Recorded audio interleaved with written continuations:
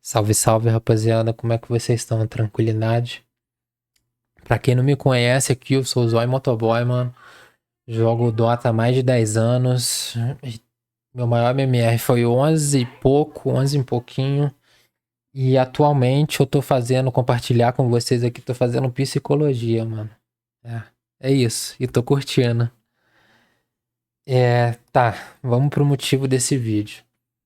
Eu tô com um pensamento na cabeça já tem uns dias e eu tava tentando organizar ele pra trazer pra cá. E o que que é uma pergunta que tem rodeado a minha mente, né? O cenário de Dota 2 brasileiro, ele tá estagnado, sabe?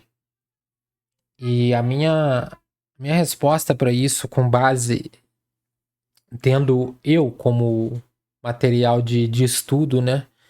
E a minha experiência, é que sim. E por que que eu digo que sim?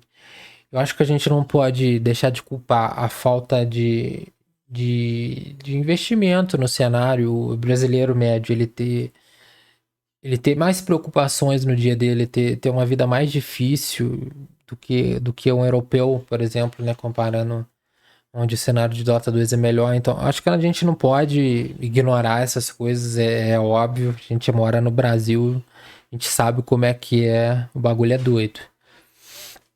Mas olhando para outros motivos em que entram mais dentro do nosso controle, né, e que a gente pode agir mais sobre eles, eu acho que o principal aqui é a má comunicação. E o que eu quero dizer com a má comunicação? Eu acho que ela não aborda só aquela comunicação dentro de jogo, vamos roxar, vamos ter três ou não vamos.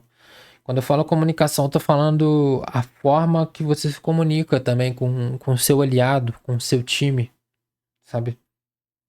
E eu acho que muitas vezes os jogadores eles ficam travados porque eles não são claros nas comunicações. Eles não sabem falar o que eles querem fazer exatamente. Eles não sabem falar o que eles não gostam exatamente. E eu acho que de forma clara, né? E eu acho que essa comunicação ruim, ela vai minando o time em vários setores. E que a gente vai entrar no segundo ponto, que é também o gerenciamento de ambiente. E por que que eu coloquei gerenciamento de ambiente? Gerenciamento de ambiente aqui, basicamente, ele é uma extensão da má comunicação, né? A má comunicação, para mim, tá na raiz da maioria dos problemas de jogadores brasileiros. E eu acho que o gerenciamento de ambiente, ele é muito importante, as pessoas não dão um valor devido para isso, sabe?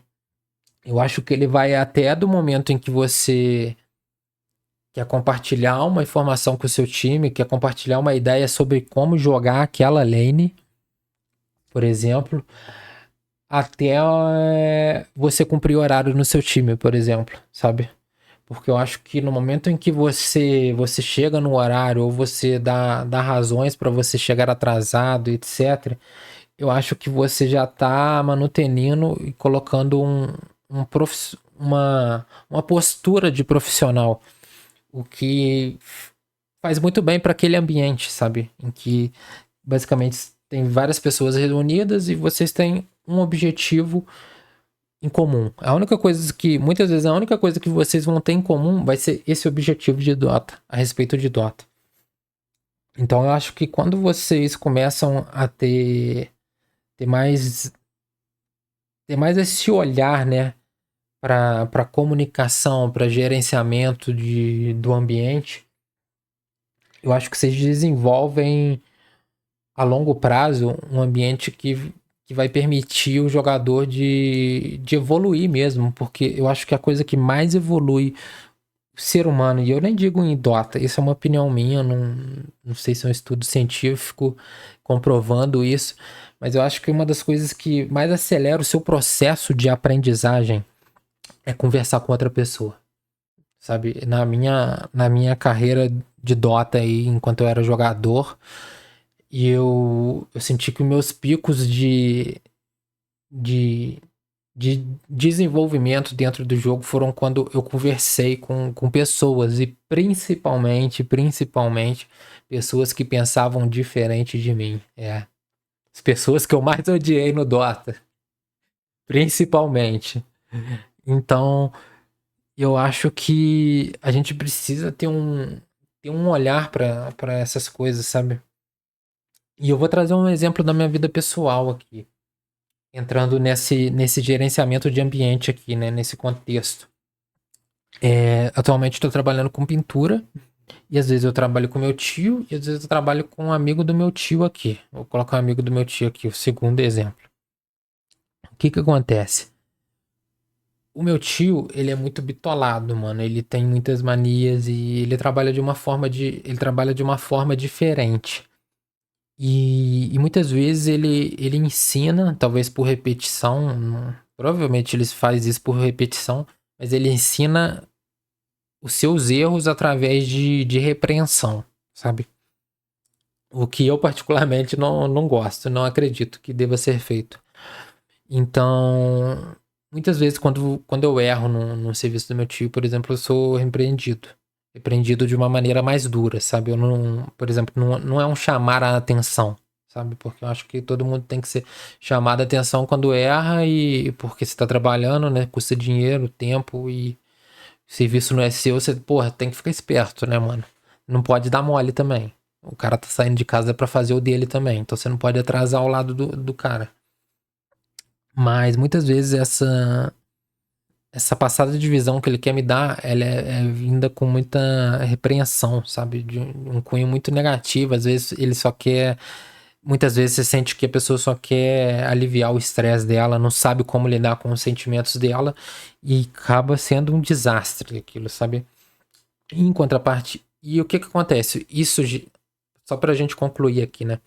Isso gera um desgaste mental muito grande em mim, porque eu não só trabalho, né? Atualmente estou estudando, e é basicamente o dia todo na correria. Então, pô, quando eu tô nesse trabalho aqui, mano, meu mental fica esgotado. A semana é pesada, é embaçado. Agora, no segundo exemplo, com o amigo do pai. Já é um ambiente mais tranquilo, sabe? É um ambiente que eu sinto que eu chego e eu vou fazer o meu tranquilo, sabe? Eu não posso. Pô, nunca tive problema de ficar coxambrando em serviço. Eu sempre trabalho no meu tempo. Certas coisas eu vou fazer rápido, porque eu já tenho mais maestria. Certas coisas eu necessito de fazer mais lento, porque eu ainda não tô na. Ainda não tô podendo correr, sabe? Tipo, você não começa Dota, qualquer habilidade da sua vida, você não começa ela enquanto você é ruim. Você não começa com pressa. Você precisa de. É foco, né? Já dizia BK, é foco, não é pressa. Então, se eu tô desenvolvendo aquela habilidade, eu tô bem no começo, eu quero focar ainda, sabe? Quero aprender ela, então, naturalmente, aqui eu vou necessitar de mais tempo em certas coisas que eu preciso fazer no serviço.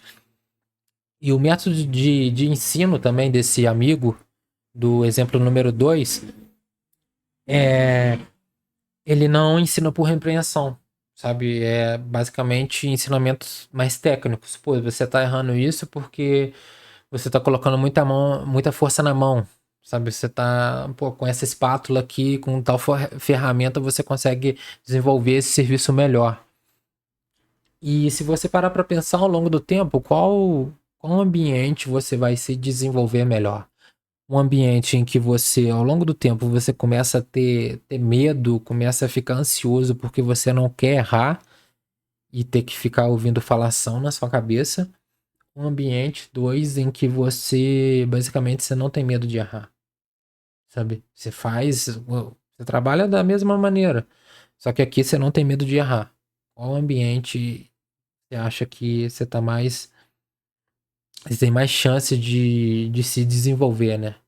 E acho que pra mim e pra todo mundo, eu acredito que é claro que é o ambiente 2, né? E eu acho que esse exemplo a gente pode trazer pro Dota, sabe? A gente tem empatia com o camarada na hora de falar, sabe? E na hora de chegar no horário, eu acho que tudo isso daí vai englobar. Aqui eu tô dando poucos exemplos, eu acho que Se eu fosse falar de tudo aqui, eu podia ficar o dia inteiro aqui, mas tem muita coisa que vai englobar esse gerenciamento de ambiente. Com todas as raízes, eu acho que é na comunicação, sabe? Acho que não tem nenhum problema você, por exemplo, chegar atrasado no time, desde que você comunique. E, pô, eu acho importante eu comunicar, porque eu não quero fazer ninguém ficar me esperando à toa, sabe? Eu quero que eles continuem o treinamento deles, então eu vou comunicar para o meu time. Mostrar que eu me importo, que eu lembro, que eu dou importância pra isso, beleza? E o que que eu queria estar trazendo só um pontinho adicional, mano, aqui, um pontinho adicional, não sei porque que eu fiz aspas aqui, mas é um ponto adicional, um asterisco. Eu acho que no Dota, olhando pra mim, principalmente como exemplo, eu acho que tem o jogador a médio de Dota, ele tem muito um ego ainda, sabe? Agarrado no cara ali, mano, igual uma sombra, tá ligado? E eu acho que muitos jogadores deixam de evoluir por conta desse ego, sabe? De não saberem receber críticas e se colocarem em modo defensivo. Eu tenho visto ultimamente muito isso na faculdade também, em que os alunos eles perguntam aos professores, e os professores às vezes eles corrigem os alunos, porque você é aluno, está na fase de errar, então muitas vezes você pergunta uma bobagem, mas que não é, na verdade não é bobagem, sabe? E quando o professor ele dá a resposta, o aluno ele tenta se justificar. Ah, não, mas eu falei isso por X e Y e B, e ABC, sabe? Sendo que é só, às vezes é só absorver aquilo, pô, entendi. Realmente eu estava errado. Eu acho que poucas pessoas, sabe, tentam se colocar nesse lugar de, pô, eu posso estar errado aqui, tá ligado? Eu vou pensar sobre o que você tá falando, mano. Eu vou tentar comprar essa ideia aí mesmo, porque eu posso estar errado, tá ligado? No meu caso, raramente, mas sim, vocês vão errar mais do que eu, mas no meu caso, raramente, até eu posso estar errado, tá ligado? Então é só esse asterisco aí, mano. E qual que é a solução disso, né, mano? Qual que é a solução pra essa galera? Eu acho que a solução, mano, e ela não tá no Dota, tá ligado? E eu, pra mim, eu quase chego a dizer que eu tenho certeza, mas eu não posso colocar que eu tenho certeza aqui. Mas, na minha opinião, ela não está no Dota, mano. A solução, muitas vezes, ela tá fora, mano.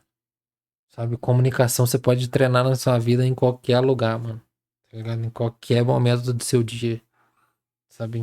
Falando com qualquer pessoa. E eu acho que muitas vezes você sair daquele ambiente de Dota, tem muito jogador que tá no pique 8, 10 ranked por dia. Eu acho que em vez de você, é um cara que você já tem 10, 15 mil partidas, eu acho que a galera não precisa de mais 200 partidas, mais de 2.000 partidas. Acho que muitas vezes você precisa dar um passinho pra trás e olhar, pô, o que que eu tô fazendo de errado aqui, sabe? E olhando para um cenário de time, eu acho que a primeira preocupação das pessoas deveriam ser em relação como elas estão se comunicando, sabe? Mas eu acho que esse passinho que você dá pra trás, ele pode ir pra qualquer lado, mano. E pra mim é só lados que vão te engrandecer ao longo do tempo, sabe? Você pode dar aquele passinho pra trás e analisar, pô, eu tô errando muito na lane phase, por exemplo. Tô errando muito no mid game, na hora de entrar nas fights. Eu acho que esse passo pra trás, ele é necessário muitas vezes, né? É um passo pra trás pra dar dois pra frente, sabe? E eu, né, com a experiência que eu tenho hoje, eu teria planejado melhor a minha carreira de Dota, por exemplo. Eu teria assistido mais replays, eu teria colocado o meu plano num papel. Pô, como eu acho que é o treinamento eficiente de jogador? Pô, eu acho que o treinamento eficiente é fazer 5 ranked por dia e ver um a dois replays. Pá, e treinava aquilo uma semana, duas, três. E, e depois voltava. Pô, será que é isso mesmo? O que, que eu achei desse treino? Sabe? E por aí vai. Você vai. Mas esse passo, eu acho que tá tudo nesse passinho pra trás aí que a gente precisa dar. Sabe? Mas eu acho que é isso. Eu me estendi um pouco. Acho que até no final aqui eu até entrei em um outro assunto. Mas eu acho que eu não fugi completamente aqui. Eu espero que esse vídeo esteja ajudando alguém aí que precisa, que tá que passou, que tá num momento da vida semelhante, né? Consiga tirar algo válido daqui. Valeu, rapaziada. Se não conseguir também, tá de boa. Eu fiz isso aqui, falei que eu tinha que falar também, tô leve, tá ligado? E, e fica assim, rapaziada. Valeu quem acompanhou até aqui. Tamo junto. Valeu.